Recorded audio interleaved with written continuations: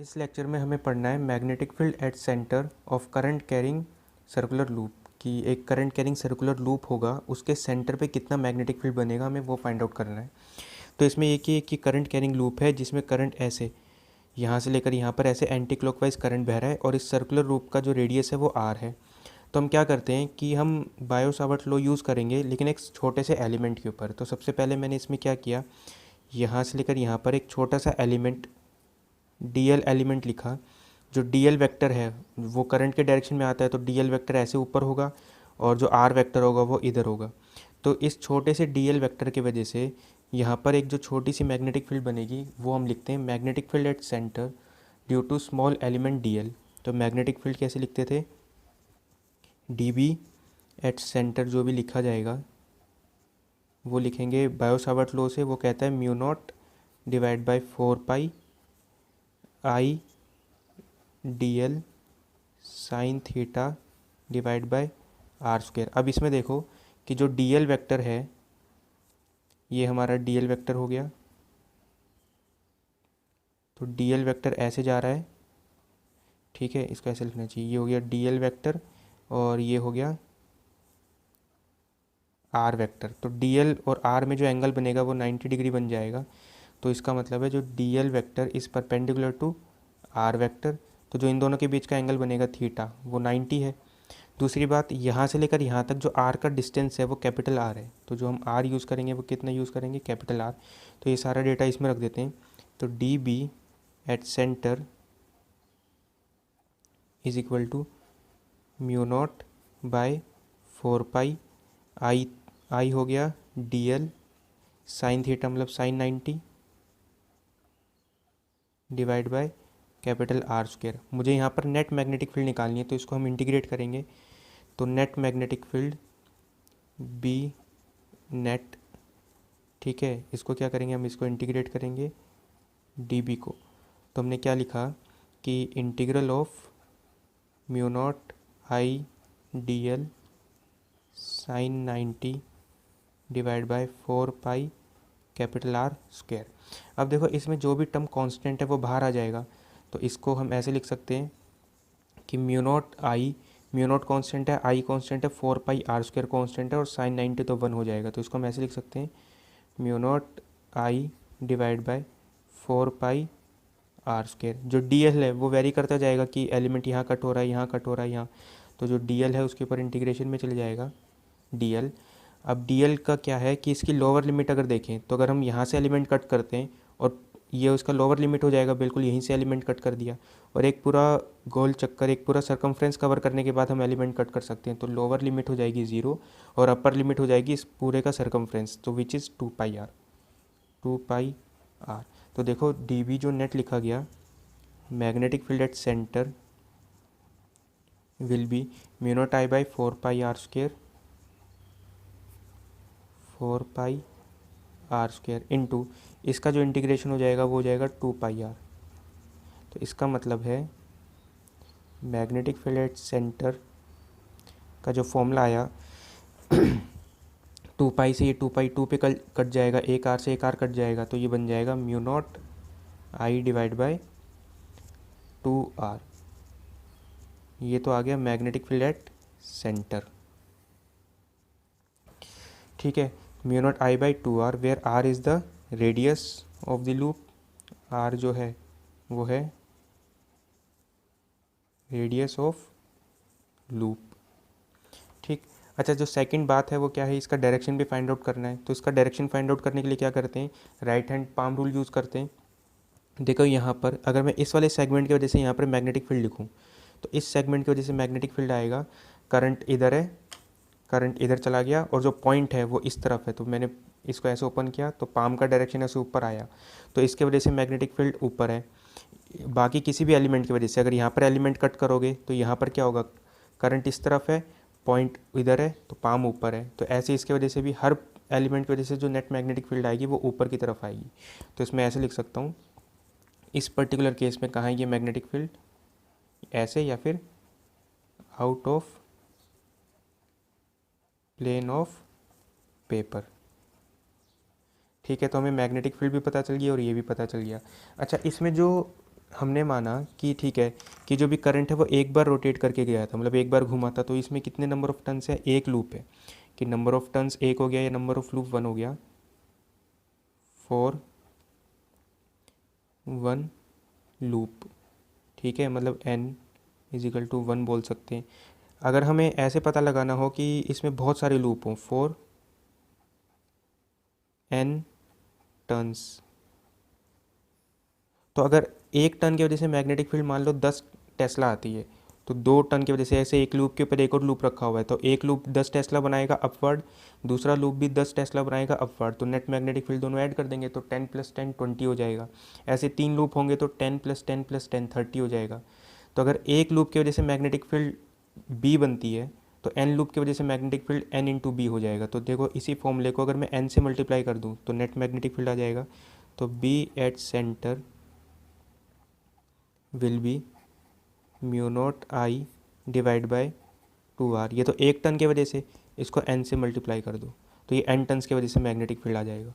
तो देखो हमने क्या किया, magnetic field at centre of current carrying circular loop, एक लूप की वजह से तो आया mu naught I by 2r, और n लूप्स की वजह से आ जाएगा mu naught I by 2r into N. इसका डायरेक्शन कैसे जाएगा कि डायरेक्शन आप right hand palm rule use कर सकते हो। इसके लिए देखो डायरेक्शन का एक और मेथड है। कई बार ऐसा होगा कि right hand palm rule use करना थोड़ा मुश्किल हो जाएगा, तो उस केस में डायरेक्शन के लिए हम क्या करते हैं कि ऐसा देखो कि अगर इसमें जो भी नेट मैग्नेटिक फील्ड है ऐसे ऊपर की तरफ आ रहा है, तो अगर मैं इसमें अभी भी राइट हैंड यूज़ करूं, लेकिन क्या करते हैं करंट और फिंगर्स के डायरेक्शन को बस इंटरचेंज कर देते हैं। इसमें ऐसे मानो कि जो करंट का डायरेक्शन है वो आपके फिंगर्स का डायरेक्शन होगा, कि इसमें करंट अगर ऐसे रोटेट कर रहा है तो इसका मतलब है फिंगर्स ऐसे रोटेट कर रही है।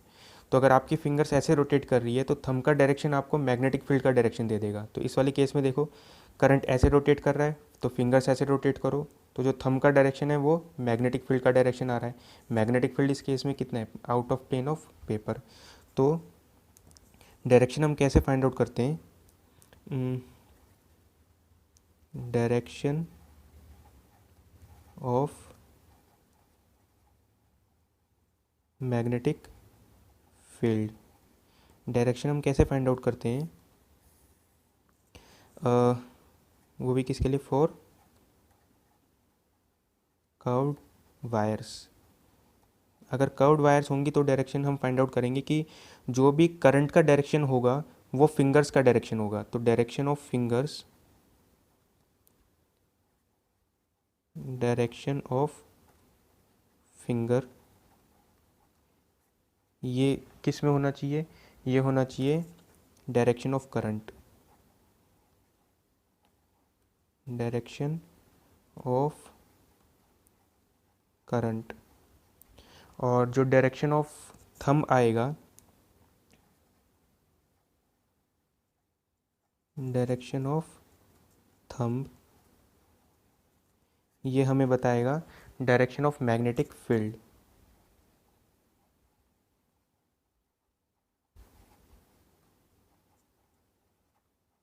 Direction of magnetic field.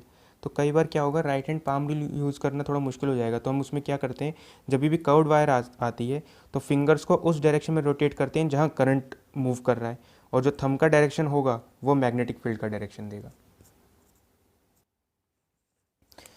तो इसमें ऐसा दिया हुआ है कि there are two rings of equal radius R which are perpendicular to each other with their centres coincide, find the magnetic field at their centre. कि जैसे ये दो रिंग है, एक रिंग ऐसे जिसमें आई करंट फ्लो कर रहा है, ये दूसरा रिंग है जिसमें आई करंट फ्लो कर रहा है, और ये इन दोनों का कॉमन सेंटर है। ये दोनों जो रिंग्स है एक दूसरे के परपेंडिकुलर है, कि अगर एक रिंग ऐसे रखी गई है तो दूसरी रिंग ऐसे रखी गई है, तो ये जो रिंग्स है उन दोनों का प्लेन आपस में परपेंडिकुलर है। तो हमें ये जो सेंटर है और इस पर मैग्नेटिक फील्ड फाइंड आउट करना है। तो सबसे पहले ये देखते हैं कि दोनों रिंग की वजह से मैग्नेटिक फील्ड का डायरेक्शन क्या होगा। अगर हम इस वाली रिंग की बात करें तो इसमें ये क्या है कि इसमें जो करंट है वो ऐसे बह रहा है, ठीक है। तो अगर करंट इसमें ऐसे बह रहा है तो हम इसमें मैग्नेटिक फील्ड का डायरेक्शन फाइंड आउट करते हैं। तो जो करंट का डायरेक्शन है वो फिंगर्स का डायरेक्शन होगा और थंब का डायरेक्शन मैग्नेटिक फील्ड का डायरेक्शन बताएगा। तो इसमें करंट ऐसे फ्लो कर रहा है, तो जो ये थंब का डायरेक्शन है वो इधर है, तो मैग्नेटिक फील्ड इधर है। तो ये इस वायर को मैं बोल देता हूँ 1 और इस वाली वायर को बोल देता हूँ 2। तो 1 की वजह से जो ओ पॉइंट पे मैग्नेटिक फील्ड बनेगी वो यहाँ बनेगी, ठीक है, और ये हो गया B1।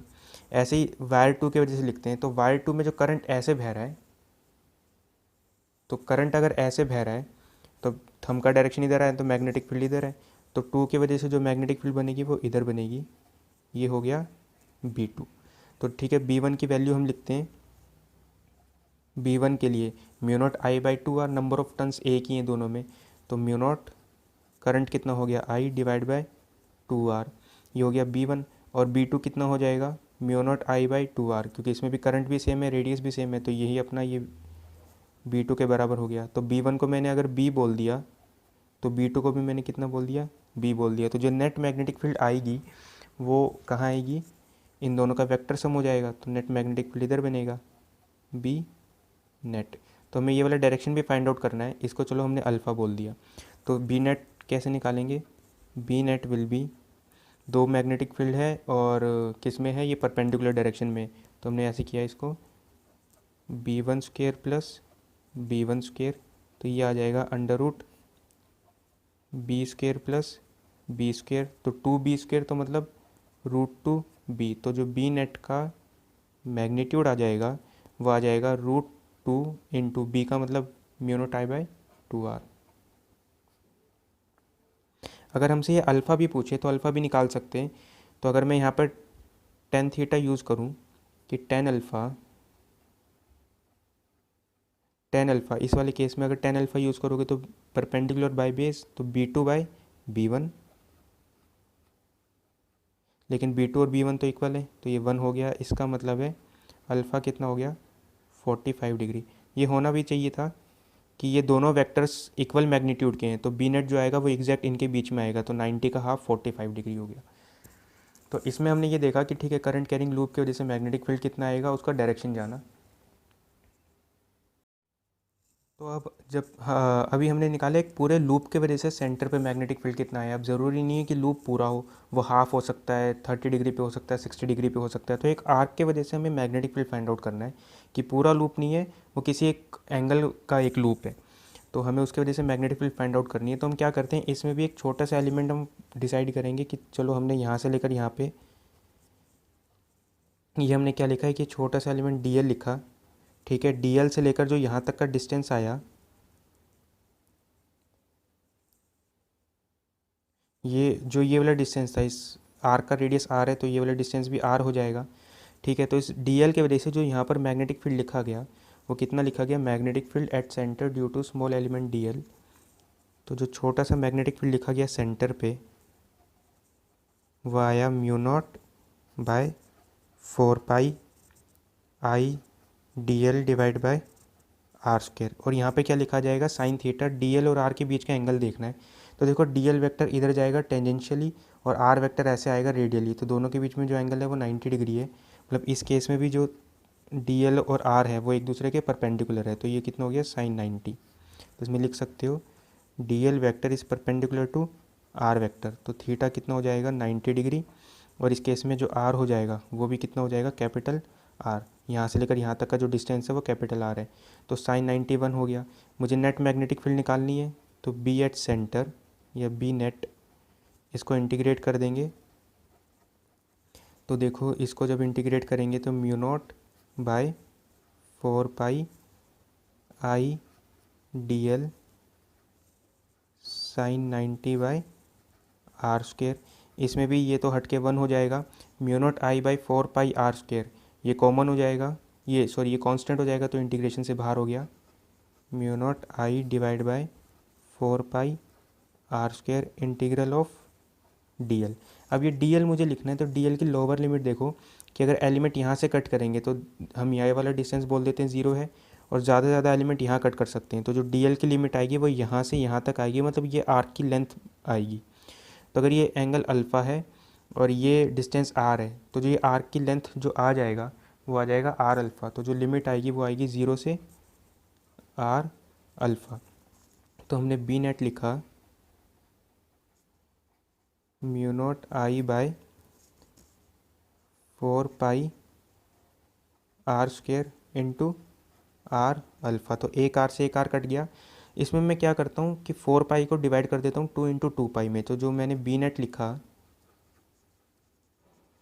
उसको मैंने ऐसे लिखा mu naught I by 2r, ठीक है, इनटू यहाँ से जो 2 पाई था वो यहाँ ले लिया और एक आर से एक आर कट गया, तो ये बच गया अल्फ़ा डिवाइड बाय 2 पाई।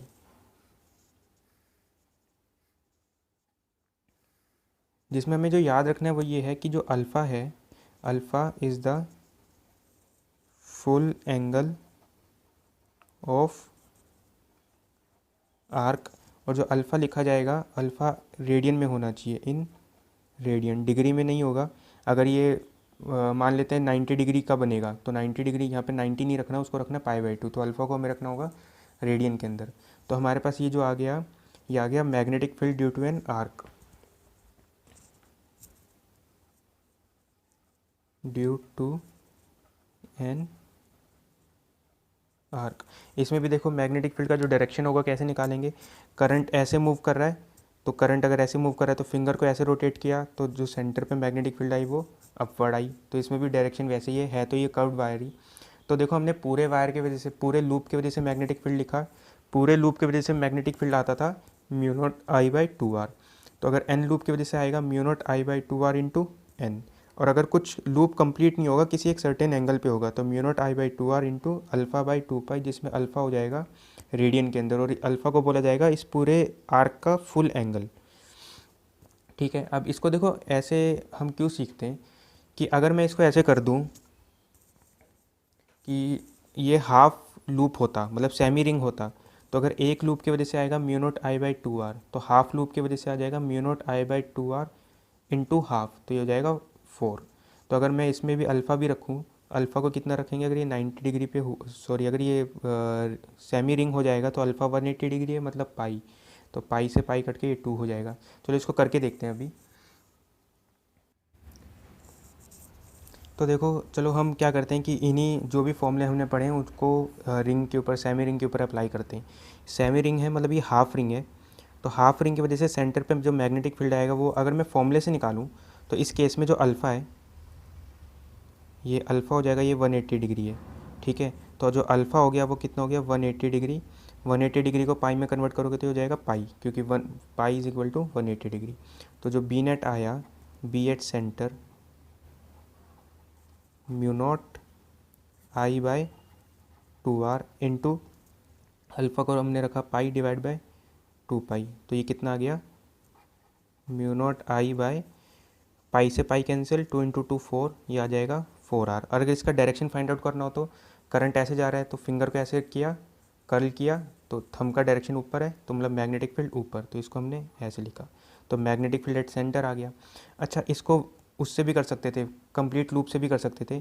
एक पूरे लूप का मैग्नेटिक फील्ड आता mu naught I by 2r, तो हाफ लूप है, सेमी रिंग का मतलब हाफ लूप, तो हाफ लूप का मैग्नेटिक फील्ड इसका, इसको हाफ से मल्टीप्लाई कर देंगे, या ऐसा बोल सकते हैं कि नंबर ऑफ टर्न्स कितने हो जाएंगे, हाफ हो जाएंगे। तो यहाँ पर n लिखा था तो n को कितना बोल देंगे, हाफ, तो भी कितना आंसर आएगा, सेम, यही आंसर आएगा। क्वार्टर रिंग की बात करते हैं तो इस केस में जो अल्फ़ा हो गया वो 90 डिग्री हो गया, 90 डिग्री का मतलब पाई बाय 4, तो magnetic field at centre will be mu naught I by 2r into alpha की जगह रखा pi by 4, pi by 4 divide by 2 pi, तो पाई से पाई कैंसिल, ये हो जाएगा 8 8 टू 16, एक second, mu naught I bye, sorry ये पाई बाय 4 नहीं, पाई बाय 2, 90 डिग्री है तो पाई बाय 2 हो गया, तो ये चले जाएगा 2 इंटू 2 इंटू 2 8, तो mu naught I bye 8r। Current ऐसे जाएगा तो थंब का डायरेक्शन ऊपर आएगा, तो करंट ऐसे गया, फिंगर ऐसे रोटेट की तो थंब का डायरेक्शन ऊपर, तो जो मैग्नेटिक फील्ड है वो ऊपर आया। इसमें भी देखो क्वार्टर रिंग में भी वही चीज़ कर सकते थे, एक लूप का mu naught I by 2r, तो 1/4 रिंग का इंटू 1/4, तो 4 इंटू 2 8, वैसे ही आ गया। तो ये जो फॉर्मूला था उसको ऐसे डिराइव करने के बजाय ऐसे भी बोल सकते थे कि आप ये बोल सकते थे कि कंप्लीट जो लेंथ है या कंप्लीट जो एंगल है, अगर एक पूरा एंगल घूम जाएगा तो 2 पाई एंगल जब घूम जाएगा तो म्यू नॉट जो मैग्नेटिक फील्ड आता है वो आता mu naught I by 2r। अगर 2 पाई एंगल घूम जाते थे तो अल्फ़ा एंगल घूम जाएंगे तो कितना आ जाएगा mu naught I by 2r into alpha by 2 pi. तो आप इसको यूनिटरी मेथड से भी कर सकते थे, ऐसे डिराइव करने के बजाय यूनिटरी मेथड भी आप लगा सकते हो। अच्छा ये हो गया जैसे सेमी रिंग हो गया, क्वार्टर रिंग हो गया, फुल रिंग के लिए भी निकाल सकते हो। अगर ये फुल रिंग होगा तो अल्फ़ा कितना हो जाएगा 2 पाई, 2 पाई से 2 पाई कैंसिल कर दो तो mu naught I by 2 R बचता है। कोई भी एक जनरल एंगल बोल सकते हैं 30 डिग्री, 60 डिग्री, 45 डिग्री। तो 30 डिग्री के लिए अगर निकालें तो इस केस में जो अल्फ़ा हो गया वो हो गया 30 डिग्री, 30 डिग्री मतलब पाई बाई 6 रेडियन। तो magnetic field at centre will be mu naught I by 2 r into pi by 6 divide by 2 पाई, पाई से पाई कैंसिल तो ये बन जाएगा mu naught I by 2 into 2 4 into 6 24 r। तो मैग्नेटिक फील्ड एट सेंटर आ गया। इसमें direction find out करना हो, अब इसमें करंट ऐसे जा रहा है, मतलब करंट जा रहा है ऐसे, तो अगर करंट ऐसे जा रहा है तो जो थंब का डायरेक्शन है वो नीचे है, तो इसमें जो मैग्नेटिक फील्ड बनेगा वो कैसे बनेगा, इनवर्ड्स। तो मैग्नेटिक फील्ड एट सेंटर, तो हमने क्या किया, कंप्लीट लूप की वजह से निकाल लिया। लूप 1 से 2 से 3 से मल्टीप्लाई कर सकते हैं, 10 लूप हो सकते हैं, या उसके हाफ लूप 1/4 लूप 30 डिग्री वाला लूप, उसके वजह से। तो magnetic field at centre of loop हमने फाइंड आउट कर लिया। तो इसमें हमारे पास सेकंड क्वेश्चन है कि find magnetic field at point O, और ये कुछ सिनेरियो ऐसे दिया हुआ है कि ये सेमी सर्कल है r रेडियस का, फिर ये स्ट्रेट वायर, फिर ये सेमी सर्कल 2r रेडियस का, और फिर ये स्ट्रेट वायर। तो इसमें देखो 4 सेक्शन है, ये एक semi circle, straight wire, semi circle, straight wire. तो चारों के वजह से मैग्नेटिक फील्ड लिखेंगे और फिर देखेंगे उनको ऐड करना है या माइनस। तो मैंने क्या किया, इस वायर को मैंने 1 बोल दिया, इसको मैंने 2 सेगमेंट, इसको मैंने 3 और इसको मैंने 4। तो इसकी वजह से मैग्नेटिक फील्ड B1, इसके वजह से B2, इसके वजह से हो जाएगा B3 और इसके वजह से हो जाएगा B4। तो देखो सबसे पहली बात तो अगर एक वायर ऐसे जा रहा है, ठीक है, इसमें करंट आई है और मुझे इस वाले पॉइंट पे मैग्नेटिक फील्ड निकालनी है कि लेट से मैग्नेटिक फील्ड एट पॉइंट पे निकालनी है। तो इसमें देखो यहाँ से लेकर यहाँ पे ये जो करंट का डायरेक्शन है वही DL वेक्टर का डायरेक्शन होगा, तो यही DL वेक्टर का डायरेक्शन है, और यहाँ से लेकर यहाँ तक यही R वेक्टर का डायरेक्शन है। तो R वेक्टर का डायरेक्शन भी इसी साइड है, तो मैं इसको ऐसे बोल सकता हूँ R वेक्टर। इस केस में DL vector cross R vector कितना हो जाएगा, 0 हो जाएगा, because as DL parallel with R vector, तो दोनों के बीच का एंगल 0 हो जाएगा, तो DL vector cross R vector 0 हो जाएगा। तो magnetic field at point P will be 0। ठीक है, तो ये नोट करने वाली बात है कि अगर एक पॉइंट पे मुझे मैग्नेटिक फील्ड निकालना है, उस पॉइंट से या तो करंट पास कर जाए या पास करता हुआ लगे, तो इस वायर की वजह से यहाँ पर मैग्नेटिक फील्ड 0 हो जाएगी। ठीक है, कि अगर मुझे P पॉइंट पे मैग्नेटिक फील्ड निकालनी है, या तो ये वाला करंट इस पॉइंट से पास कर जाए या पास करता हुआ लगे, कि जैसे अगर मैं डॉट डॉट बना के इसको आगे एक्सटेंड करूँ तो ये पास करते हुए लग रहा है, तो P पॉइंट पे मैग्नेटिक फील्ड 0 हो जाती है, क्योंकि इस केस में DL वेक्टर और R वेक्टर पैरेलल हो जाते हैं। तो छोटा सा जो मैग्नेटिक फील्ड लिखेंगे बायो सावर्ट लॉ से, तो उसमें DL क्रॉस R 0 हो जाएगा, तो मैग्नेटिक फील्ड भी 0 हो जाएगा। तो चलो इसी को यहाँ यूज़ करते हैं। इस वायर 1 की वजह से ये जो वायर 1 है, ये वाला जो करंट है वो पॉइंट O से पास करता हुआ लग रहा है, तो 1 की वजह से जो भी मैग्नेटिक फील्ड बनेगी वो 0 बनेगी। तो magnetic field due to B1 is 0। ऐसे ही magnetic field due to B3 is also 0, क्योंकि ये जो करंट है इस वाले पॉइंट से पास करते हुए लग रहा है। B2 की वजह से मैग्नेटिक फील्ड आएगा और B4 मैग्नेटिक फील्ड भी आएगा। तो देखो इस वाले वायर की वजह से करंट ऐसे जा रहा है, तो थंब नीचे की तरफ आएगा, कि करंट ऐसे जा रहा है, थंब नीचे की तरफ है, तो B2 की वजह से मैग्नेटिक फील्ड आ जाएगा इनवर्ड्स। तो B2 की वजह से मैग्नेटिक फील्ड आएगा क्रॉस में।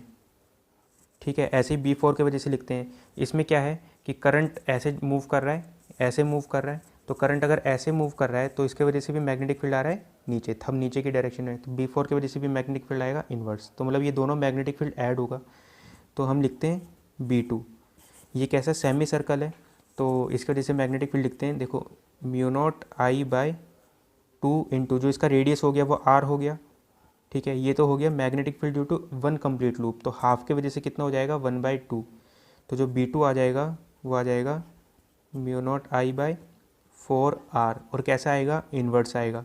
ऐसे अगर मैं B4 लिखूँ, एक लूप की वजह से कितना आएगा, म्यू नॉट आई बाई 2, इसका रेडियस हो गया 2R, तो mu naught I by 2R लिखते हैं, तो रेडियस लिखा 2R इंटू, ये तो एक लूप की वजह से, तो हाफ लूप की वजह से इंटू हाफ।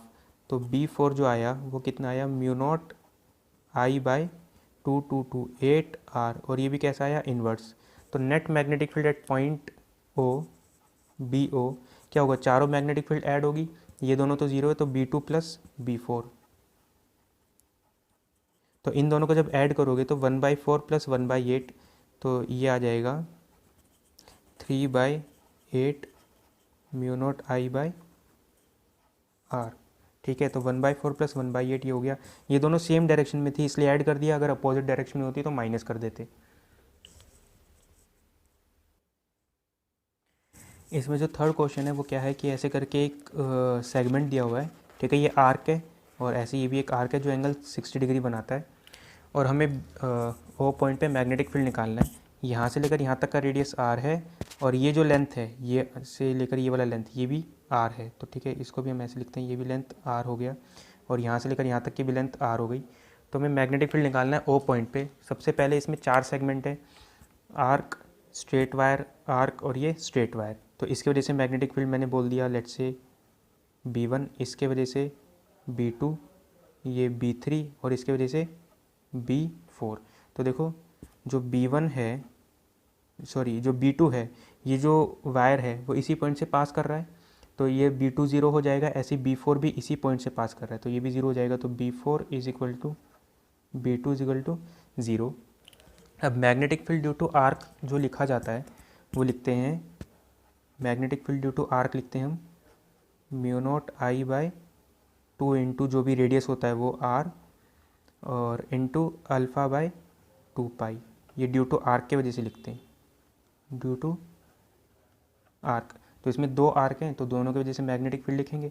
अच्छा, इसके वजह से मैग्नेटिक फील्ड का डायरेक्शन देखते हैं। जो B1 आएगा, इसमें करंट ऐसे मूव कर रहा है तो थंब का डायरेक्शन ऊपर है, करंट ऐसे थंब ऊपर तो मैग्नेटिक फील्ड ऊपर। तो जो B1 का मैग्नेटिक फील्ड आएगा वो कैसा आएगा, डॉट। ऐसे B3 का करते हैं, करंट ऐसे मूव कर रहा है तो करंट अगर ऐसे मूव करेगा तो थंब नीचे की तरफ आएगा, करंट ऐसे मूव कर रहा है थंब नीचे की तरफ, तो मैग्नेटिक फील्ड इसका कैसा आया, क्रॉस। मतलब ये दोनों मैग्नेटिक फील्ड माइनस होंगी। तो लिखते हैं हम B1 के लिए, B1 के लिए अगर लिखें तो mu naught I divide by 2, जो R हो जाएगा यहाँ पे, इसके लिए जो रेडियस हो जाएगा वो R है, तो 2 इंटू आर इंटू इसके लिए अल्फ़ा, अल्फ़ा हो गया 60 डिग्री, 60 डिग्री का मतलब हो गया π/3। तो अल्फ़ा अगर यहाँ पे लिखें, अल्फ़ा इज़ 60 डिग्री मतलब π/3, तो यहाँ पर लिखेंगे π/3 डिवाइड बाय 2 पाई। तो जो B1 आया वो कितना आ गया, mu naught I divide by R, pi से पाई कैंसिल हो जाएगा तो 3 नीचे आएगा, 6 इंटू 2 12, तो mu naught I by 12 R. और इसका जो भी साइन है कैसा है, out of plane of paper. जो B3 लिखा जाएगा वो आएगा म्यू नॉट आई बाई 2। इसके लिए जो टोटल रेडियस हो गया यहाँ से लेकर यहाँ तक वो कितना हो गया, R प्लस आर, 2R। तो इसके लिए मैंने लिखा है इसको 2R इंटू, इसके लिए एंगल 60 डिग्री है तो π/3 डिवाइड बाय 2 पाई। तो जो B3 लिखा गया वो कितना हो गया, पाई से पाई कैंसिल, ये हो जाएगा mu naught I bye 24R, और ये जो आएगा ये कैसा आएगा, इनटू प्लेन ऑफ पेपर। तो नेट मैग्नेटिक फील्ड क्या होगा, दोनों का हमें माइनस करना है, अपोजिट डायरेक्शन में है ये। तो अगर मुझे मैग्नीट्यूड निकालना हो तो बड़े में से छोटे वाले को माइनस कर दो, तो इसमें ये है 1/24, ये है 1/12, तो ये वाला फैक्टर बड़ा है। तो net magnetic field at point O will be, अगर मैं मैग्नीट्यूड वाइज लिखूँ तो मैं बड़े में से छोटे वाले को माइनस करूँगा, तो ये हो जाएगा B1 माइनस B3। ठीक है, तो अगर मैं दोनों का माइनस करता हूँ तो ये आंसर आ जाएगा mu naught I by R, तो मैं 1/12 में से 1/24 माइनस कर रहा हूँ, तो ओवरऑल जो B एट पॉइंट ओ ये आ जाएगा mu naught I by R, 1/12 minus 1/24 is equal to 1/24, तो ये आ गया 24।